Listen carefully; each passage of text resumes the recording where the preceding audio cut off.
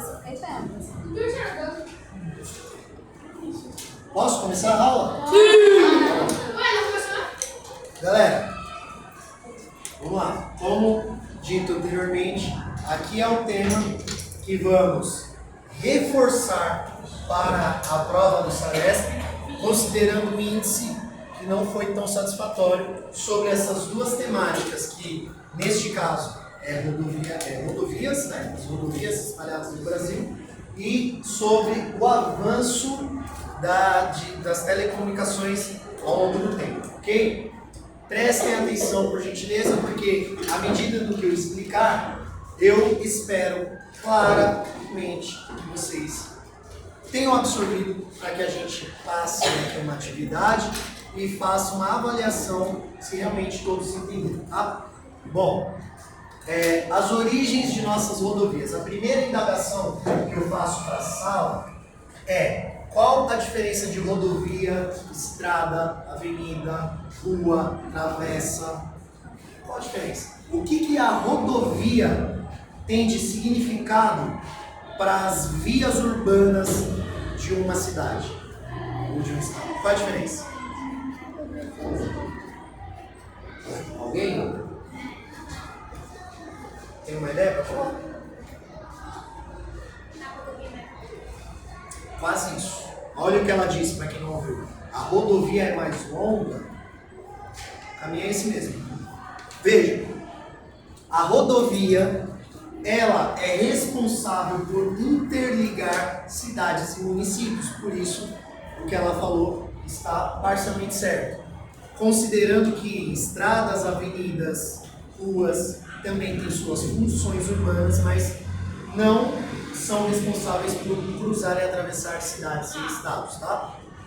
Por exemplo, aqui a gente está aqui em Itaquá. Se a gente andar um pouco nessa avenida aqui, a gente chega na entrada da rodovia Ayrton Senna, sim ou não? Sim. A rodovia Ayrton Senna, veja, rodovia Ayrton Senna, ela está atravessando o município de Itaquá, ou seja, a cidade de Itaquá. A gente tem uma alça de acesso, entra ali através de um veículo automotor, entra no acesso da rodovia Ayrton Senna e a gente vai chegar lá no centro de São Paulo, na cidade de São Paulo, que é uma outra cidade, um outro município, está sendo interligado, né? E com a rodovia Ayrton Senna existem inúmeras outras espalhadas no Brasil. Mas isso hoje em dia, o que a gente vai estudar aqui, remonta a ideia de rodovia a partir do século XVI.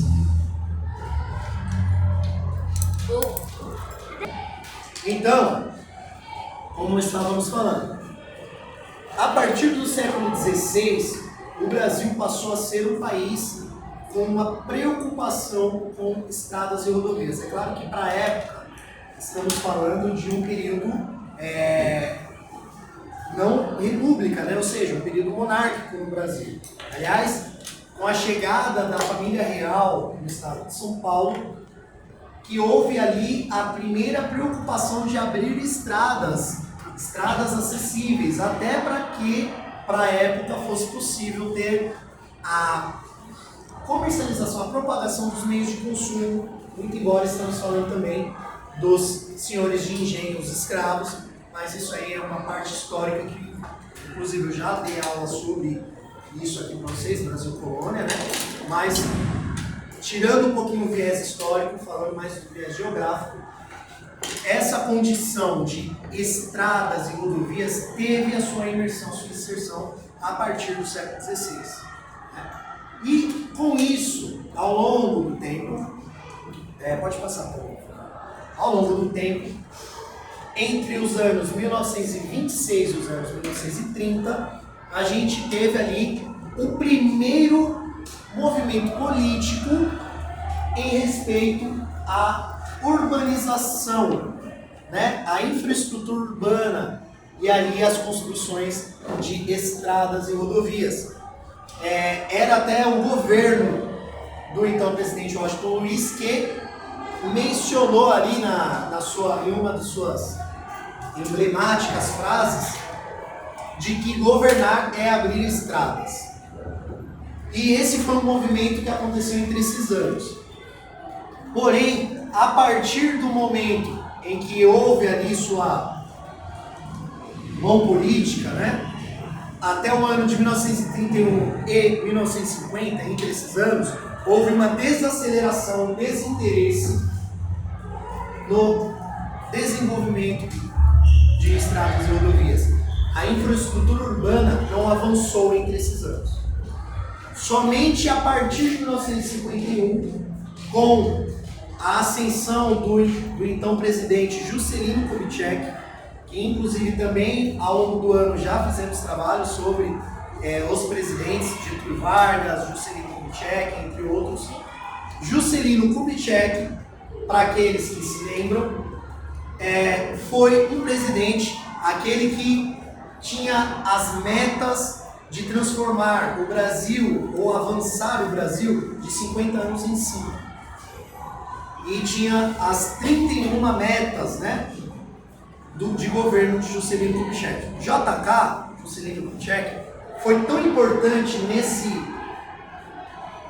nesse momento do país em infraestrutura, que na sua ascensão política de transformar um país que até então não tinha sua infraestrutura urbana bem desenvolvida, mas transformar o país em uma rota comercial do estrangeiro, por exemplo, foi investindo pesado em rodovias e construção de estradas e rodovias, né, vindo a ser parte de uma das suas 31 metas de governo. Para quem não se lembra, Juscelino Kubitschek também fundou a capital do nosso país, né, o Distrito Federal, Brasília. Brasília foi fundada com o governo de Juscelino Kubitschek, idealizado por ele e planejado e arquitetado por Oscar Niemeyer, que era um arquiteto muito renomado da época. Então, a partir de 1951, isso começou a voltar a ser interesse do governo. Pode avançar. Vejam só aqui, ó, dá uma olhada nesse quadro. Aqui traz alguns dados importantes relacionados aos investimentos em milhões de cruzeiros da época, né, até o período de 1959, que aí passou a ser inflacionado, hein? Aliás, entre 1959 e 63. Então aqui a gente tem por setores, né? A melhoria da condição do homem, foi investido 30.725 cruzeiros. Infraestrutura, 41.954. Em energia, 10.254. Ferrovia, 7.920. Rodovia, 19.810. Olha só.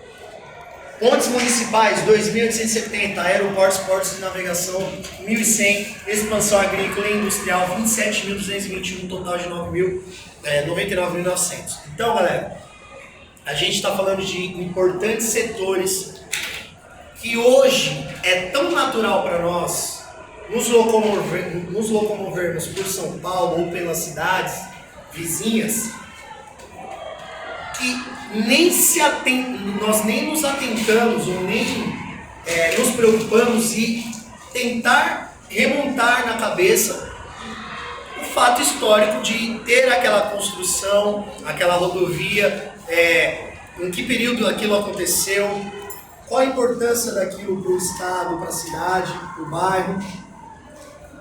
Porque é natural, vocês já nasceram em um período do estado, da cidade, em que as construções importantes, como rodovias e estradas, elas já existiram, já existem antes de vocês. Pode passar. Vejam só, aqui ó, as rodovias do estado de São Paulo. A gente tem no mapa um exemplo, e aqui vocês podem reparar que em amarelo são as rodovias, né? Em rosa, aqui ó, rosa, roxo, estão as estradas, tá? Então, observem que hoje em dia esse dado estatístico, essa informação, parece até, se vocês fizerem uma assimilação, parece até as veias, né, de um corpo humano. É como se vocês imaginassem que, pega o seu braço, por exemplo, imagina que o entrelaçamento de veias são as ruas, né, e avenidas. O entrelaçamento de artérias são as estradas e o entrelaçamento de nervos são as rodovias, tá? Então, tem essa forma da gente fazer uma alusão ao corpo humano. Rodovias sobrepondo-se aos demais modelos de transporte. Então, a sobreposição das rodovias sobre os meios de transporte interno foi um fenômeno que ocorreu em muitos lugares ao redor do mundo, incluindo o Brasil. Durante grande parte do século XX, o Brasil concentrou seus investimentos em estradas e rodovias, resultando em uma rede rodoviária extensa e bem desenvolvida, possibilitando maior flexibilidade em termos de rotas horárias, chegando a áreas remotas que não são atendidas por outras opções de transporte.